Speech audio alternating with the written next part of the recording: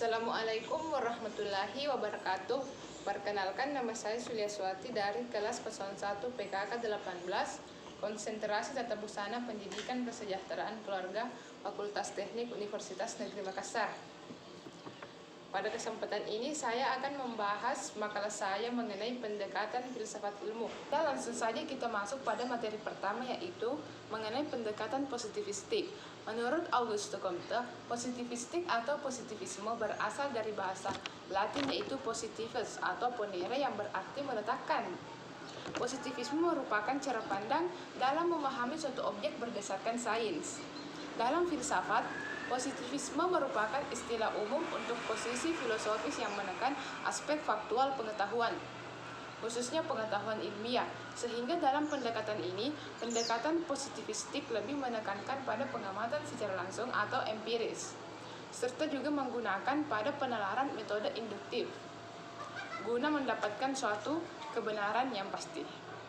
Adapun metode serta contoh dari positivistik yaitu yang pertama, metode siklus empirik untuk ilmu alam, misalnya tekanan udara dan pengukurannya, ilmu falak dan sistem, ilmu kedokteran dan lain-lain. Kemudian yang kedua yaitu metode linier untuk ilmu sosial dan humanistik, dan tentunya menggunakan sarana untuk berpikir induktif dengan menggunakan logika dan statistika. Langsung saja kita berpindah kepada materi yang kedua yaitu post-positivisme.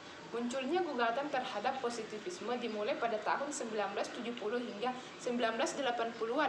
Pemikirannya dinamai post-positivisme. Paham ini menentang positivisme. Alasannya tidak mungkin menyamaratakan ilmu-ilmu tentang manusia dengan ilmu alam, karena tindakan manusia tidak bisa diprediksi dengan satu penjelasan yang mutlak pasti, sebab manusia selalu berubah-ubah. Post-positivisme merupakan perbaikan positivisme yang dianggap memiliki kelemahan-kelemahan dan dianggap hanya mengandalkan kemampuan pengamatan langsung terhadap objek yang diteliti. Dari positivisme ke post-positivisme melalui kritikan dari dua hal, yaitu yang pertama, observasi sebagai unsur utama metode penelitian. Yang kedua, hubungan yang kaku antara teori dan bukti. Dan yang ketiga, tradisi keilmuan yang terus berkembang dan dinamis. Langsung saja materi yang selanjutnya yaitu mengenai pendekatan fenomenologi. Fenomenologi adalah studi tentang fenomenon. Kata ini berasal dari bahasa Yunani, yakni phine, yang berarti menunjukkan. Dari kata ini timbul kata fenomenon, yang berarti muncul dalam kesadaran manusia.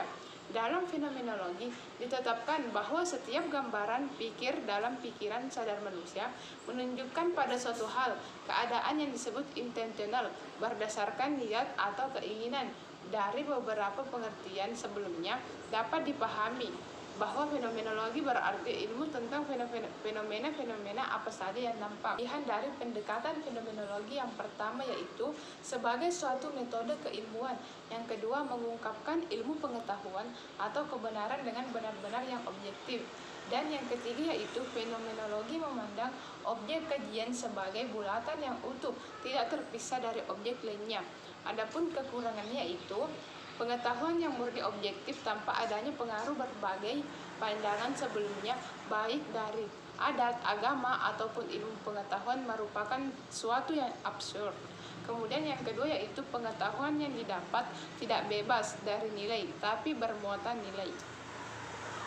Terakhir adalah pandangan dunia, atau biasa disebut world view. Dalam wacana tokoh filsafat worldview dapat dipahami sebagai pandangan hidup. Dalam KBI, pandangan adalah hasil perbuatan, memandang, memperhatikan, melihat, dan sebagainya. Dunia adalah bumi dengan segala yang terdapat di atasnya.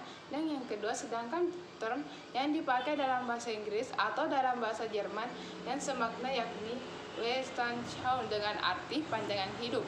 Pandangan umum tentang dunia ini berarti pandangan yang menyangkut soal hakikat, nilai arti, dan tujuan dunia serta hidup manusia. Itulah presentasi dari saya, mohon dimaafkan jika ada kekurangan. Wassalamualaikum warahmatullahi wabarakatuh.